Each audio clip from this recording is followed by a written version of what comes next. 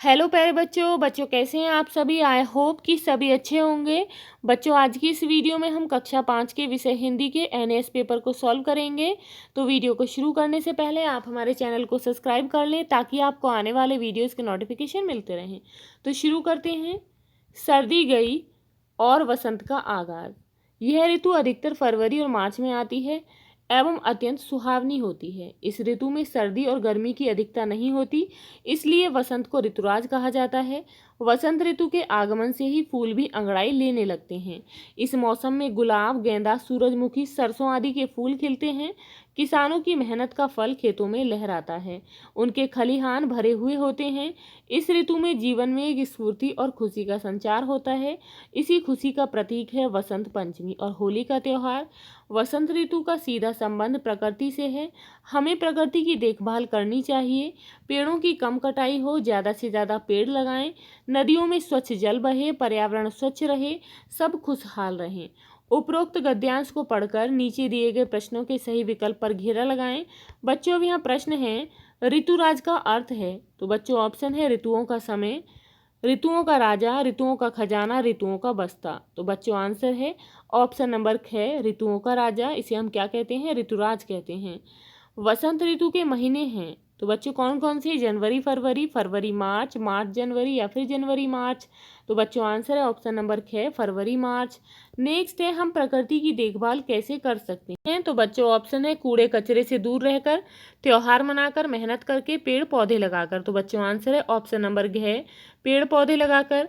अब है बच्चों क्वेश्चन नंबर 4, किसानों की मेहनत का फल वाक्य में फल का क्या अर्थ है? तो बच्चों ऑप्शन है खेतों में फसल, पौधों का फल, परीक्षा का फल, फल फूल। तो बच्चों आंसर है ऑप्शन नंबर क, खेतों में फसल, इसे कहते हैं मेहनत का फल।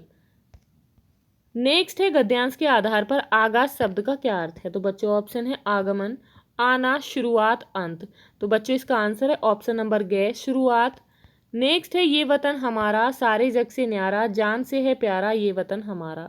ऊंचे इसके पर्वत, बहते इसके झरने, झील में शिकारा, लूटे दिल हमारा, रंग बोली भाषा, खेलिया तमाशा, है अलग सभी मगर देश एक सारा, हरी भरी धरती सबका मन हरती, सींचती है इसको गंगा जमुनी धारा, आँच इस पर न आए, शान इसकी न जाए, ये वतन हमारा, ये वतन हमारा, सारे जग से प्यारा, सारे जग से न्यारा।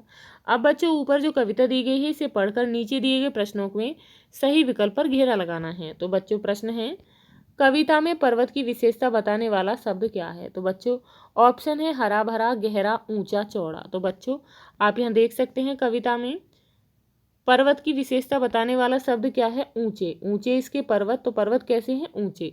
तो बच्चों यहाँ पर आंसर है ऑप्शन नंबर ग, ऊंचा। नेक्स्ट है, झील में शिकारा किस जगह से संबंधित है? तो बच्चों झील में शिकारा जो बोट हैं वो कहाँ पर पाई जाती हैं? हिमाचल में, उदयपुर में, उत्तराखंड में या फिर कश्मीर में। तो बच्चों आंसर है ऑप्शन नंबर घ, कश्मीर। शिकारा जो है बच्चों एक बोट है, नाव है। नेक्स्ट है, कविता में कवि किससे प्यार करता है? ऑप्शन है पहाड़ों से, झरनों से, देश से या फिर धरती से। तो बच्चों आंसर है ऑप्शन नंबर ग, देश से करता है। रंग बोली भाषा सब अलग होने पर भी देश एक है, यह क्या दर्शाता है? तो बच्चों ऑप्शन है अनेकता में एकता, एकता में बल, एकता में अनेकता या फिर राष्ट्रीय एकता। तो बच्चों इसका आंसर है ऑप्शन नंबर क, अनेकता में एकता। इट मीन्स हमारे देश में सभी धर्मों के लोग रहते हैं, अनेक संस्कृतियां हैं, सभी के रीति रिवाज अलग हैं लेकिन फिर भी सभी में एकता है। नेक्स्ट है, हरी भरी से कवि का मतलब है धरती पर क्या है? तो बच्चों ऑप्शन है हरा रंग बिछा है, बहुत पेड़ पौधे हैं, हरी हरी घास है, हरी चादर बिछी है। तो बच्चों आंसर है ऑप्शन नंबर ख, बहुत पेड़ पौधे हैं। तो बच्चों उपर्युक्त ग्राफ को देखकर नीचे दिए गए प्रश्नों के सही विकल्प पर घेरा लगाइए। प्रश्न है, ग्राफ में किस आधार पर तुलना की जा रही है? तो बच्चों ऑप्शन है तापमान के आधार पर, वर्षा के आधार पर, महीनों के आधार पर या फिर जनसंख्या के आधार पर। तो बच्चों किसके आधार पर है? तापमान के आधार पर। तो इसके क्या ऑप्शन पर सही का निशान लगाएंगे। नेक्स्ट है, ग्राफ देखकर बताएं कौन सा शहर दूसरे शहरों की तुलना में एक ठंडा प्रदेश है? तो बच्चों ऑप्शन है बेंगलोर, दिल्ली, जैसलमेर, शिमला। तो बच्चों यहाँ पर देख सकते हैं कि कौन सा जो है सबसे ठंडा है। तो यहाँ पर देखेंगे शिमला जो है, इसका जो टेम्परेचर है, तापमान है, सबसे कम है। तो बच्चों इसका आंसर है ऑप्शन नंबर घ, शिमला। नेक्स्ट है शिमला, दिल्ली, जैसलमेर, बेंगलोर। उदाहरण हैं किस बात के?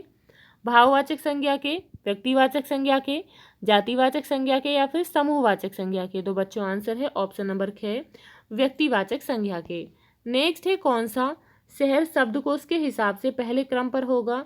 तो बच्चों यहाँ पर देखेंगे ऑप्शन है दिल्ली, जैसलमेर, बेंगलोर, शिमला। तो बच्चों इनमें सबसे पहले जो फर्स्ट वर्ण है दे, जे, बे, से, इनमें सबसे पहले कौन सा आता है? जे आता है। तो बच्चों जैसलमेर जो है शब्दकोश के हिसाब से पहले क्रम पर होगा। तो इसके ख ऑप्शन पर सही का निशान लगाएंगे। नेक्स्ट है दोनों दिन कौन से शहर के तापमान में सबसे कम अंतर है? तो बच्चों ऑप्शन है बेंगलोर, दिल्ली, शिमला, जैसलमेर। तो बच्चों यहाँ पर देखेंगे सबसे कम जो अंतर है वो किस में है? यहाँ पर बच्चों पहले दिन पर दिल्ली का 33, दिल्ली का यहाँ पर 23, तो बहुत अंतर है। उसके बाद शिमला में 22 डिग्री है, सेकेंड डे में 10 डिग्री है। उसके बाद बच्चों बेंगलोर में यहाँ 28 है और यहाँ 24। यहाँ पर बच्चों जैसलमेर में 25 और यहाँ 38 है। तो बच्चों जो सबसे कम डिफरेंस है किस में है? बेंगलोर में। यहाँ 28 है और 24, इट मीन्स 2 का ही यहाँ अंतर है। तो बच्चों इसका आंसर है ऑप्शन नंबर के, बेंगलोर। बच्चों यदि आपको ये वीडियो अच्छी लगी हो तो लाइक शेयर करना ना भूलें, और यदि आप इस चैनल पर नए हैं तो प्लीज़ चैनल को सब्सक्राइब करें। Thank you.